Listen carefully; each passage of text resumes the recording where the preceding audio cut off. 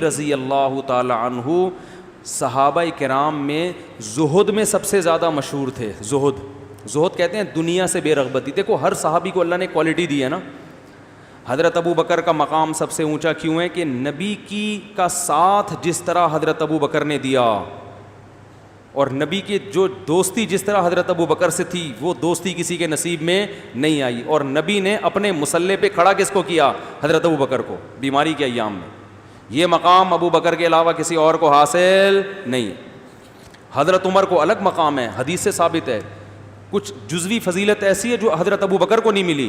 آپ صلی اللہ علیہ وسلم نے فرمایا میں نے خواب دیکھا کہ ڈول سے, وہ مشہور حدیث ہے مختصر بتا رہا ہوں, ابو بکر نے پانی نکالا اس میں کچھ ذوف تھا, حضرت عمر نے ایسے کھینچ کے نکالا. تو یہ اشارہ تھا کہ خلافت جو مسلمانوں کی خاندانی قائم ہوگی وہ حضرت عمر کے دور میں. سمجھتے ہو حضرت ابو بکر کے دور میں بھی فتنوں نے سر اٹھائے, حضرت ابو بکر نے ختم کیا, لیکن عمر کے دور میں فتنے میں مجال نہیں تھی کہ وہ بولو بھائی سر اٹھا لے. حضرت ابو بکر کے دور میں فتنوں نے سر اٹھائے, حضرت عثمان کے دور میں, حضرت علی کا تو ابتدا سے آخر تک پورا دور آزمائشوں میں گزرا. حضرت عمر کے دور میں فتنے کو جب پتہ چلا کہ عمر کا دور ہے, اس نے سر اٹھانے سے معذرت کر لی, بھائی ابھی سر اٹھانے کا ٹائم نہیں ہے, اس کو تھوڑا سا ڈیلے کر لو. بلکہ تبھی حدیث میں آتا ہے کہ جس راستے سے عمر گزرتا ہے شیطان راستہ, تو شیطان کو جب ڈر لگتا ہے کہ بھائی ان کو بہکانے سے پہلے سوچ لو تو ان کا کیا مقام ہوگا. تو یہ جزوی فضیلت کس کو ملی؟ حضرت عمر کو. تو اسی طرح ایک جزوی فضیلت تھی حضرت علی کی جو دوسرے صحابہ کو اس لیول کی نہیں ملی, وہ ہے زہد فی الدنیا. حضرت علی کے دل میں کہا جاتا ہے, مورخین لکھتے ہیں ان کے حالات سے, دنیا سے بالکل بے رغبتی. وہ داڑھی پکڑ پکڑ کے رات کو اپنے آپ کو خطاب کرتے, دنیا کی رغبت بالکل بھی نہیں تھی. وہ تو باقی صحابہ میں بھی نہیں تھی, لیکن مقام ہوتا ہے نا, بالکل ہی بے رغبتی, زہد کے اعلیٰ مقام پر. علامہ مناوی لکھتے ہیں کہ حضرت علی زہد کے سب سے اعلیٰ مقام پر تھے, زہد فی الدنیا.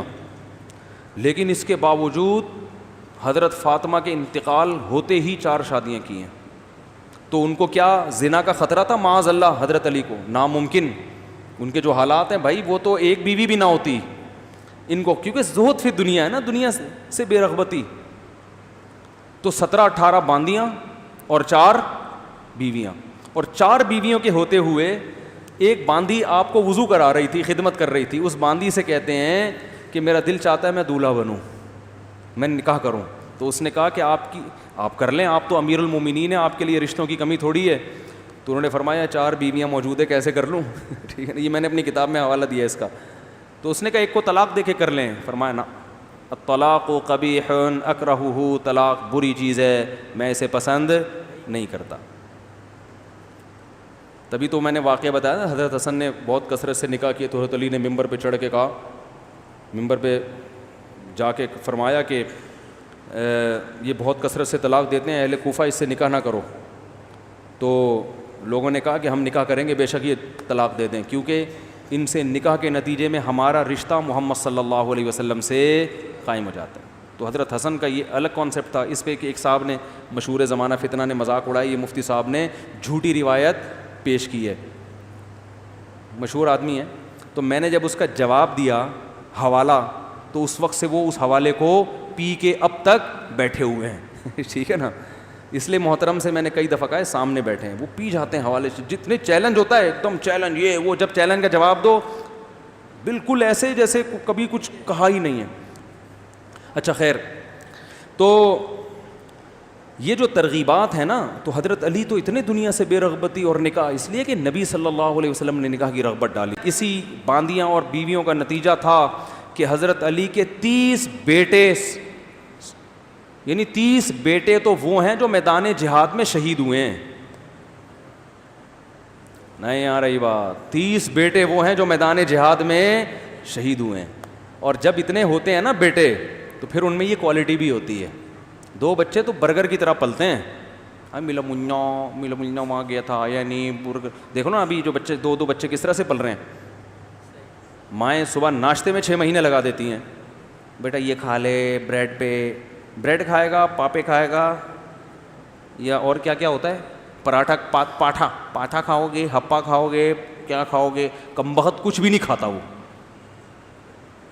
نہیں یہ بھی نہیں کھاؤں گا, وہ بھی نہیں کھاؤں گا. بڑی مشکل سے آیا, ڈبل روٹی پہ راضی ہوا کہ بریڈ کھاؤں گا.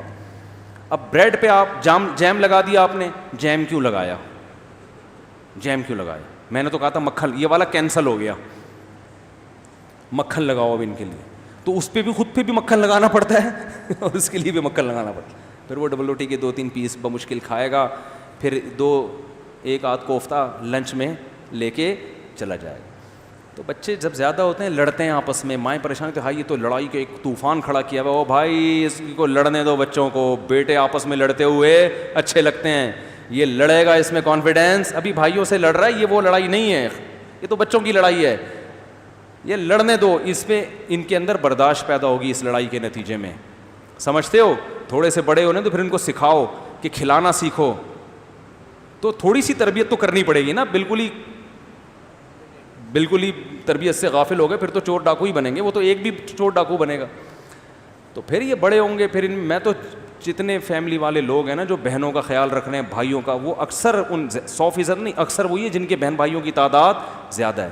ان میں پھر یہ ظرف ہوتا ہے, بہنوں کا خیال بھی کرنا ہے, بھائیوں کا خیال بھی کرنا ہے, عید بقرعید پہ اس کے ہاں بھی گوشت پہنچانا ہے, اس کے ہاں بھی گوشت پہنچانا ہے, اس کی بھی دعوت کرنی ہے. یہ سب زندگی ہوتی ہے, اس میں انسان کا ظرف بڑھتا ہے. پھر یہ میدان میں لڑے گا بھی, ٹھیک ہے نا, کیا کرے گا.